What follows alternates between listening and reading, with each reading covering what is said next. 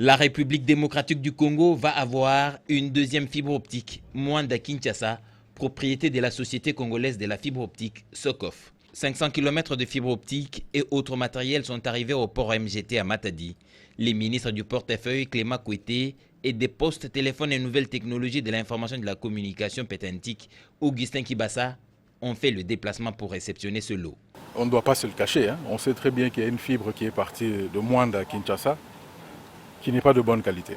Et donc on se dit c'est toujours bon là où il y a une fibre qui a une redondance. Donc aujourd'hui c'est vrai qu'il y a la SOCOF, mais il faudrait qu'on s'assure aussi que la fibre de la SCPT se porte mieux. Dans un monde numérisé, se connecter efficacement au réseau mondial n'est plus une option, c'est indispensable. Le gouvernement s'y est engagé. La société SOCOF qui s'occupe de la fibre optique, avec l'appui de nos partenaires, ils s'activent pour que nous puissions rendre opérationnelle la fibre optique. Et vous savez bien, avec comme conséquence l'amélioration de la communication, l'utilisation de réseaux, Internet et d'autres logiciels. Et ça permettra à notre pays de ne pas rester en marge de la mondialisation.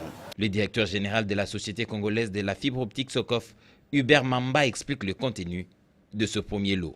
Dans ces 32 conteneurs, on trouve 500 km de tuyaux polyéthylène à haute densité, pH 2 en cycle, et également 5 km de tubes en acier.